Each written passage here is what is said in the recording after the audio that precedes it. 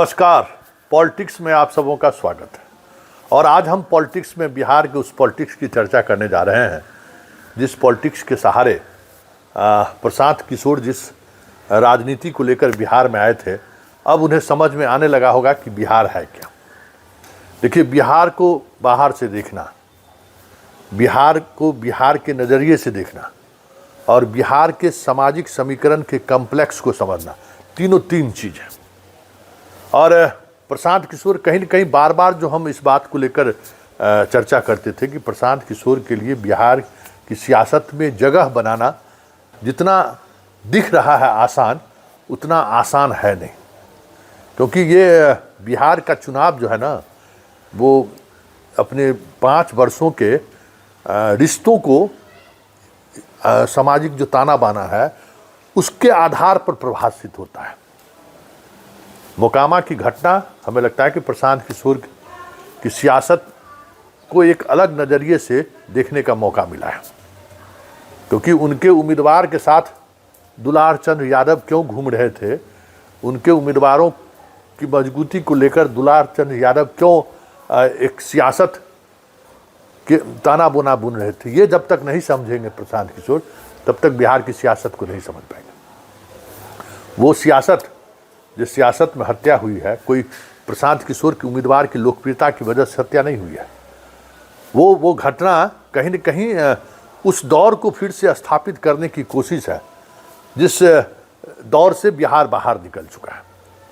मतलब अनंत सिंह हो, दुलारचंद यादव हो या फिर अशोक महतो हो, ये सारे उसी दौर के कह सकते हैं कि अपने अपने समाज के नायक हैं जिसके सहारे बिहार में जंगल राज दशकों तक चला। ये अपनी सियासत या अपनी मजबूती बनाए रखने के लिए सत्ता को कैसे मजबूर करता है, ये मोकामा की घटना से आप समझ सकते हैं। तेजस्वी भी इस विवाद से ऊपरी तौर पर बचने की कोशिश करते रहे हैं, लेकिन जो कुछ भी घटना घटी है, हमें लगता है कि प्रशांत किशोर को इस घटना से सीख लेने की जरूरत है। अब वो घटना तो कहने के लिए, देखिए, आप जितने सोशल मीडिया पर आप जाएं, सारे लोगों की पेज पर आप नज़र दौड़ाएं, तो सबकी एक ही बात है कि हमने धानुक को बचाने के लिए यादव शहीद हो गया। धानुक को बचाने के लिए यादव शहीद हो गया। जनस्वराज से उनको कोई वास्ता नहीं है, न जनस्वराज के सियासत से उसको कोई वास्ता है। जनस्वराज से उसको टिकट, जनस्वराज का जो मोकामा का प्रत्याशी है, कभी जनस्वराज के लिए टिकट के दौर में रेस में कहीं नहीं था, वो तो आरजेडी के रेस में था। सूरजभान को टिकट मिलने की वजह से उनको जनस्वराज ने उनको टिकट, अब जिस परिस्थिति में दिया हो, टिकट उनको दे दिया। लेकिन वो सियासत वहाँ चल रहे थे आरजेडी के मजबूती को लेकर कि आरजेडी कमज़ोर उस इलाके में कैसे हुआ कि जब धानुक उनसे अलग, मतलब महतो उनसे अलग हुआ और नीतीश कुमार के साथ आ गए। तो नीतीश कुमार के साथ आने के बाद यादव उस इलाके में अकेले रह गए और इस वजह से लगातार वो हारते रहे, यादव की बहुसंख्यक आबादी होने के बावजूद भी। और ये पिछले लोकसभा चुनाव से ही ये कवायद चल रही थी कि महतो को, मतलब जो धानुक कम्युनिटी है, उसको बाहर निकाला जाए उस फोल्डर से। और लोकसभा चुनाव में इसलिए अशोक महतो को ललन सिंह के खिलाफ उम्मीदवार बनाए। और ललन सिंह चुनाव जीतने के लिए जिस तरीके का खेल वो खेले, आज तक हमें नहीं लगता है कि हाँ, कांग्रेस के ज़माने में हुआ करता होगा बूथ कैप्चरिंग का दौर, क्या क्या नहीं हुआ उस चुनाव में। मतलब पूरे धानुक वोटर को जो उनके खिलाफ था, उनको घर से नहीं निकलने दिया गया। सबको पता है कि किस तरीके से एसटीएफ का इस्तेमाल हुआ, पारामिलिट्री फोर्स का इस्तेमाल हुआ। ये अलग बात है कि सत्ता और सरकार में दोनों तरफ वही लोग थे तो चर्चा नहीं हुई, लेकिन जुल्म तो हुआ। वोट डालने से तो रोका तो गया। उसी का ये जो रिएक्शन देख रहे हैं, वही रिएक्शन है। फिर भी यादव इस पूरी लड़ाई में अपने आप को बैकफुट पर रखना चाहता था कि कुशवाहा ये धानुक भर से फॉरवर्ड हो, तब फिर उसमें यादव की एंट्री होगी। तो ये जो मोकामा की घटना है ना, वो घटना उस चेन रिएक्शन है, जो अशोक महतो के बाहर आने के बाद जिस तरीके से घटनाएं लगातार घटती गई, पत्नी को टिकट लेने के लिए कांग्रेस के प्रत्याशियों को किस तरीके से बाहर का रास्ता दिखाने की कोशिश आरजेडी के द्वारा हुआ, तेजस्वी के द्वारा हुआ। क्योंकि सबको पता है कि जब तक धानुक वोट में जो हमारे मित्र पत्रकार थे उनको अपनी पार्टी में शामिल किया गया सिर्फ उसी के लिए कि भाई धानुक वोट को हम लाए। तो ये सारी प्रक्रिया जो हुई है ना, उसी का प्रतिफल है। अब प्रशांत किशोर को इस सियासत को समझनी होगी, क्योंकि कंधे पर बंदूक प्रशांत किशोर पर रखा गया है कि भाई हम आपके कंधे पर बंदूक रख के हम अपनी सियासत साध रहे हैं, मतलब राजद अपनी सियासत साध रही है। और इस सियासत को समझना प्रशांत किशोर के लिए सबसे बड़ी चुनौती है, क्योंकि अगर आपके कंधे पर बंदूक इसी तरीके से चलते रहा तो फिर तो बहुत मुश्किल होगा बिहार में टिकना। इसलिए वहाँ आपके उम्मीदवार थे या नहीं थे, इसको पहले आपको सोचना होगा। या फिर आपने जिस परिस्थिति में इसकी उम्मीदवारी बनाई, उस उम्मीदवारी के बाद वहाँ के सामाजिक समीकरण में किस तरीके का उठापटक हुआ या किस तरीके से पुरानी सियासत को साधने की कोशिश हुई, ये जब तक समझदारी नहीं होगी बिहार की राजनीति में बने रहना बड़ा मुश्किल है। तो ये मोकामा का घटना लिटमस टेस्ट है प्रशांत किशोर के लिए कि इस सियासत को वो किस तरीके से साधते हैं। क्योंकि इतना तो तय है कि मोकामा में जो कुछ भी हुआ है उसका चेन रिएक्शन होगा। चेन रिएक्शन बरबीघा शेखपुरा से लेके लखीसराय तक देखने को मिलेगा, तो उसका रिएक्शन आपको उत्तर बिहार में भी देखने को मिलेगा, तिरहुत के इलाके में भी आपको देखने को मिलेगा। ऐसा नहीं कि उसका रिएक्शन सिर्फ एक ही तरफ होगा, ज़्यादा वो एग्रेसिव होगा और धानुक के सहारे सियासत साधने की कोशिश करेगा वो, तो यहाँ भी जो छोटी जातियाँ हैं उसके साथ यादव के खिलाफ पॉलिटिक्स होगी। तो फिर जो तिरहुत के 22 सीटों पर जो आरजेडी को जीत मिली है, वो जीत मतलब दहाई अंक में भी नहीं जाए तो कोई बड़ी बात नहीं होगी, क्योंकि यही कम्प्लेक्स है बिहार की सियासत की। एक महीने चुनाव के दौरान डेवलपमेंट की चर्चा नहीं होती है, स्कूल में शिक्षक हैं उसकी चर्चा नहीं होती है। चर्चा यही होती है कि 5 साल के दौरान जो सामाजिक समीकरण में बदलाव आया है या सामाजिक ताना बाना किस तरीके से टूटा है, विधायक जी कितने को झूठे मुकदमा में फंसाए हैं, जी कितने लोगों को बाहर निकाले हैं, हिसाब किताब इसी का होता है। और जब तक प्रशांत किशोर इस हिसाब किताब, राजनीति के इस हिसाब किताब को नहीं समझेंगे, तब तक बिहार में सियासत करना बड़ा मुश्किल है। चलिए चलते चलते प्रशांत किशोर की कल कुछ प्रतिक्रियाएं आई हैं मोकामा को लेकर भी और अमित शाह को लेकर भी। ये सियासत है, समझते रहिए, लेकिन इतना तय मानिए कि बिहार में अब खेला हो गया।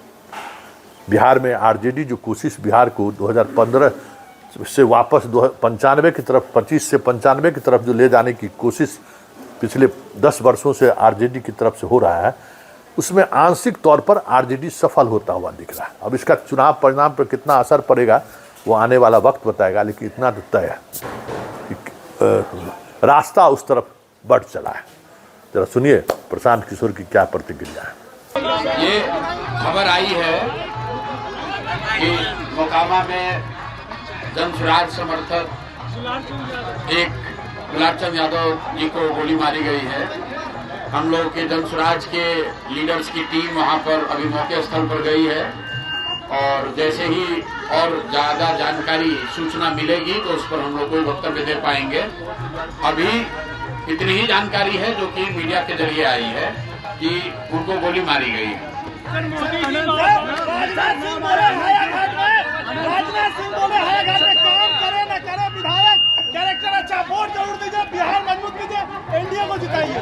राजनाथ जी क्या कहे हैं उससे हमको मतलब नहीं है। बिहार की जनता ने तय कर लिया है, बिहार के युवाओं ने तय कर लिया है कि इस बार वोट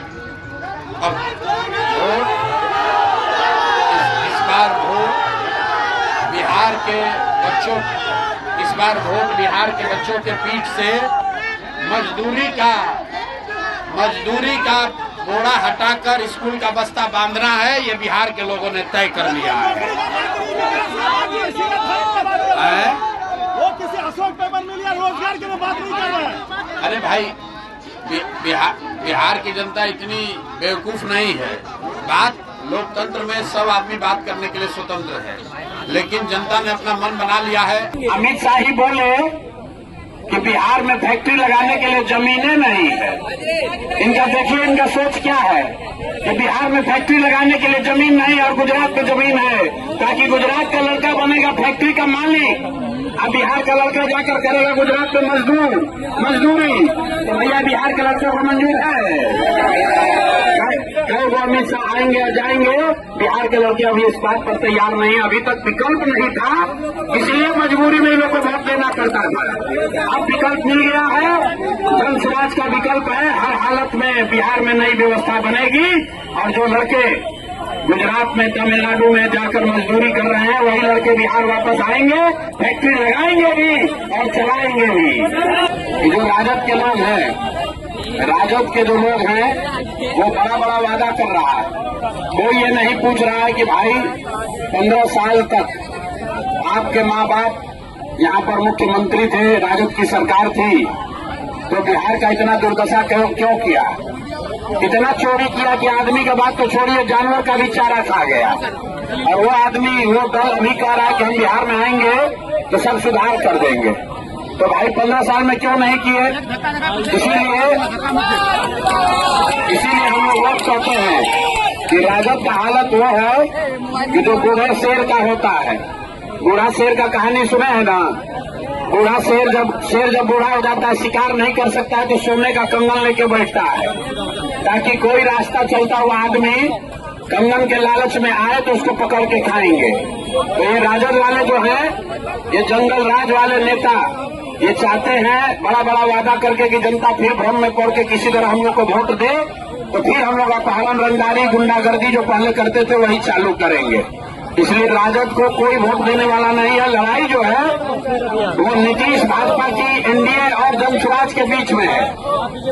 नीतीश भाजपा के भ्रष्टाचार से, इनके नीतियों से जो बिहार के लोगों का नुकसान हुआ है, बिहार के बच्चे जो बाहर जाकर 10-12 हजार रुपए में मजदूरी करने के लिए मजबूर हैं, उसको बदलने के लिए हर हालत में नीतीश और भाजपा एनडीए को हराइए।